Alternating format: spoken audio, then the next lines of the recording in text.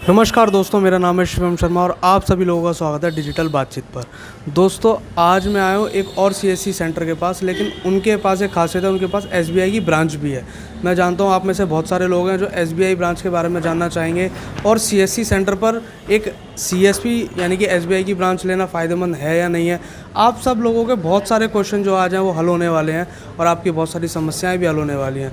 दोस्तों, इस वीडियो के साथ अंत तक बने रहिएगा और आपको आज की वीडियो में बहुत सारी इन्फॉर्मेशन मिलेगी। मिलते हैं दोस्तों भैया से। जी भैया, सबसे पहले तो मैं चाहूँगा कि हमारे दर्शकों को आप अपना नाम बताएं। ये मेरा नाम रूपचंद्र यादव है। और भैया, आप अपना ये सेंटर कितने समय से चला रहे हैं? लगभग 3 से 4 साल हो गए इसके लिए चला। 3 से 4 सालों से भैया यहाँ पे सीएससी सेंटर चला रहे हैं। तो भैया, आपको एसबीआई की ब्रांच यहाँ पे कब मिली? ये 2019 में मिली है। 2019 से आप यहाँ पे एसबीआई की ब्रांच चला रहे हैं? हाँ। तो भैया, बहुत सारे लोगों के क्वेश्चन होते हैं जो लोग सीएससी सेंटर चला रहे हैं या नया खोल रहे हैं। आप उनको क्या सलाह देना चाहेंगे कि क्या वो सीएससी सेंटर खोलना फ़ायदेमंद है या बिना सीएसपी की ब्रांच के कोई फ़ायदा नहीं है या उसके खोलने के बाद फ़ायदा है? आपका क्या कहना है उस पर? जब फ़ायदा तो हो, जब चलाएंगे तो फ़ायदा तो है। तो भैया, एसबीआई की ब्रांच किस तरह से लोग ले सकते हैं? एसबीआई ब्रांच के लिए पहले उनके लिए एक IIBF एक टेस्ट निकालना पड़ता है और उसके लिए एक कंपनी से कांटेक्ट करना पड़ता है। कांटेक्ट कंपनी के थ्रू मतलब एसबीआई की ब्रांच मिलती है। जैसे CSC है, सेफ सॉल्यूशन है, NICT, ये जैसी कंपनी है उनके थ्रू।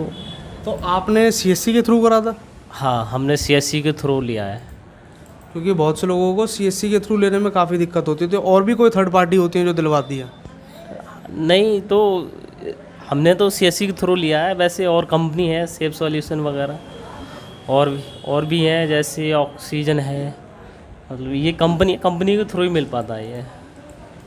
और भैया, ये एसबीआई का सीएसपी लेने में क्या क्या दिक्कतें आती हैं, आप बताना चाहेंगे?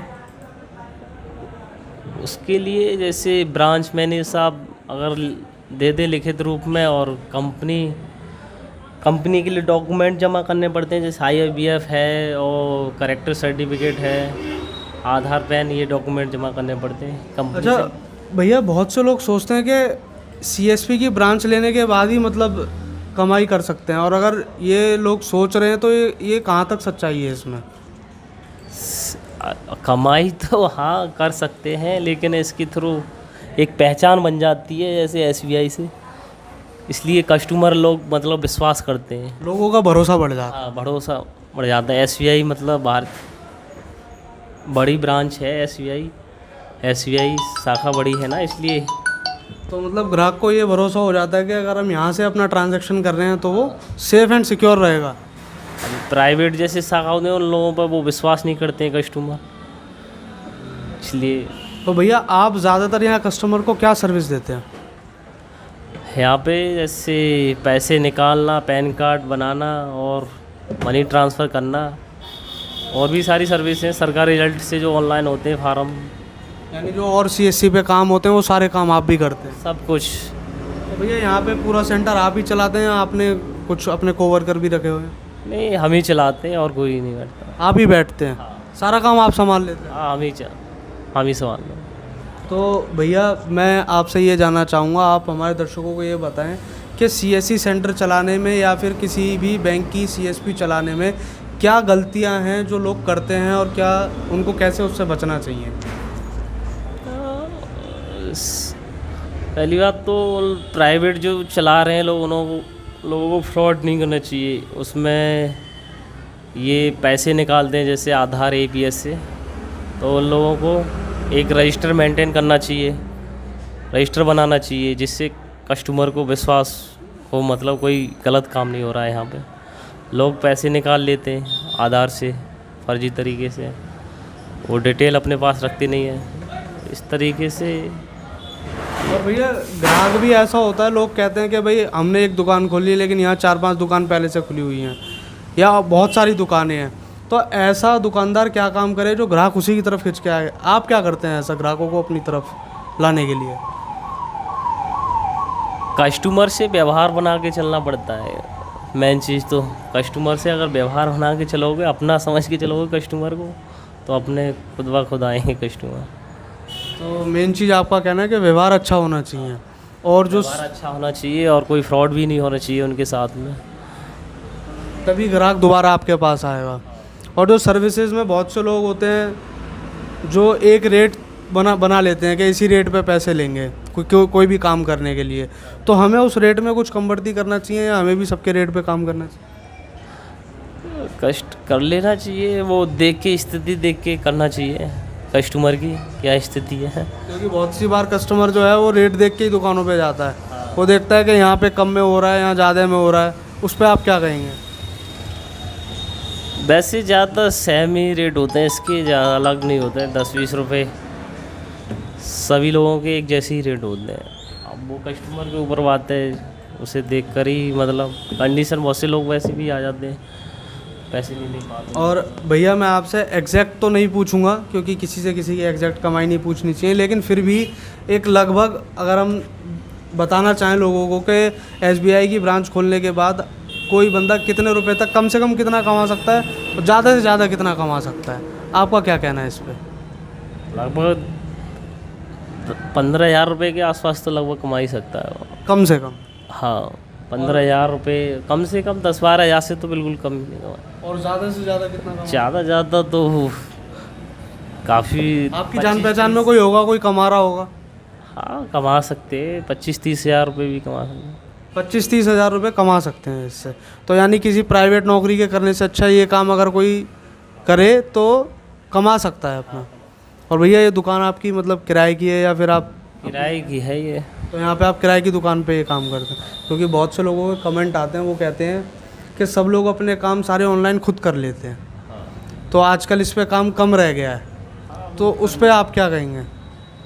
हाँ, कर लेते हैं, कुछ लोग ना भी करना जानते हैं, फॉर्म एक्टिव नहीं होते हैं ना। जो लोग एक्टिव होते हैं गूगल वगैरह चलाते हैं और वैसे वो कर भी लेते हैं। तो उससे दुकानदारी पे फ़र्क पड़ता है? हाँ, पड़ता है, उस पर भी पड़ता है फर्क। पर फिर भी मैं समझता हूँ कि ग्रामीण क्षेत्रों में इतना नहीं पड़ता है। हाँ, ग्रामीण क्षेत्र में नहीं पड़ता है, ये शहरी क्षेत्र में तो लोग अपने आप ही कर लेते हैं ज़्यादातर फॉर्म। क्योंकि और मैं जहाँ तक जानता हूँ ये CSC हो गया और ये CSP हो गया, ये ग्रामीण क्षेत्रों के लोगों के लिए ये ज़्यादातर। हाँ, नहीं, रूरल अर्बन दोनों लोगों के लिए है वैसे तो। रूरल में भी है, अर्बन में भी, ये पूरे भारत में है CSC तो। लेकिन इसकी सुविधा ज़्यादातर ये ग्रामीण क्षेत्रों के लोग लेते हैं। हाँ, ग्रामीण क्षेत्र के लोग लेते हैं वैसे, सुविधा ज़्यादा। और भैया कोई ऐसी आप अपनी तरफ से कुछ संदेश देना चाहें उन लोगों के लिए जो नया खोलना चाह रहे हैं, क्या उन्हें खोलना चाहिए या अपनी कोई प्राइवेट नौकरी देखना चाहिए? आपका उसमें क्या मत है, अपनी तरफ से आपका क्या सोचना है? और वो लोग जैसे बाहर नहीं जा सकते हैं, वो जैसे घर में अकेले हैं, तो वो लोग काम कर सकते हैं, आराम से अपना खर्चा चला सकते हैं। जो लोग बाहर नहीं कमा सकते हैं, जैसे घर में अकेले होते हैं ना, वो लोग कर सकते हैं। तो अगर आपके बाहर जाके काम करने की स्थिति नहीं है और आप चाहते हैं कि घर में ही कोई ऐसा रोज़गार मैं कर सकूं, तो CSC एक अच्छा ऑप्शन है। हाँ, अच्छा। और भैया आप डिवाइस यहाँ क्या क्या यूज़ करते हैं? जैसे प्रिंटर कौन सा यूज़ करते हैं आप? ये कैनन का है, कैनन का प्रिंटर यूज़ कर रहे हैं। HP और कैनन के प्रिंटर में काफ़ी लोग परेशान होते हैं कि कौन सा ख़रीदें, तो आपके हिसाब से कौन सा? वैसे अच्छा चल रहा है, एप्सन का भी अच्छा चलता है, कैनन का भी अच्छा चलता है। तो आपके हिसाब से कैनन का अच्छा चलता है? कैनन एप्सन दोनों सही है, ठीक है। और लैपटॉप? हमने एप्सन भी चलाया है, कैनन का भी चलाया है। और लैपटॉप कौन सा ठीक रहना होता है इसके लिए, मतलब चलाने के लिए? लैपटॉप डेल का सही रहता है वैसे। i3 i5, इसमें तो खैर i3 भी चल जाएगा, जनसेवा के दिन क्या। और आप आधार के लिए जैसे कोई काम, तो उसके लिए i5 और विंडो 10 i5 और ये 10 जनरेशन का लैपटॉप होना चाहिए आधार। और फिंगरप्रिंट डिवाइस आप कौन सा यूज़ करते हैं? मोरफो की डिवाइस यूज करते हैं, इसमें मोरफो ही चलती है SBI में तो। अच्छा, अगर आप SBI की ब्रांच लेते हैं तो उसमें आप मिंत्रा नहीं चला सकते? नहीं, मंत्रा नहीं चलती है उसमें, मोरफो है और भी डिवाइस है, कजेंट वगैरह, और मोरफो ही चलती है ज़्यादातर इसमें। लेकिन मोरफो की डिवाइस का जो है वो एक्यूरेसी काफ़ी अच्छा है। हाँ, अच्छा है। ये कितने की आती होगी भैया? पता नहीं, अब तो लगभग ऐसी आ रही होगी 4-5 हज़ार की लग आ रही होगी। तब तो हमने 2,000 रुपये के आसपास ली थी। और इसमें कोई रिचार्ज भी कराना पड़ता है? हाँ, हर साल रिचार्ज भी होता है इसका।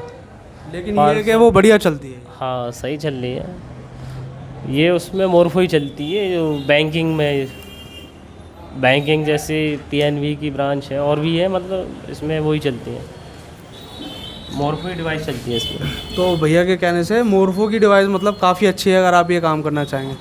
दोस्तों, अगर आप लोगों का कोई भी क्वेश्चन है तो वो कमेंट में आप लोग मुझसे पूछ सकते हैं, जिससे कि मैं अगली बार किसी CSC वैली भाई के पास जाऊंगा तो उनसे वो क्वेश्चन पूछ सकूँ और आपको उसके आंसर मिल सकें। तो तुम दोस्तों मिलते हैं आपसे अगली वीडियो में, बने रहिएगा हमारे चैनल के साथ। तब तक के लिए जय हिंद।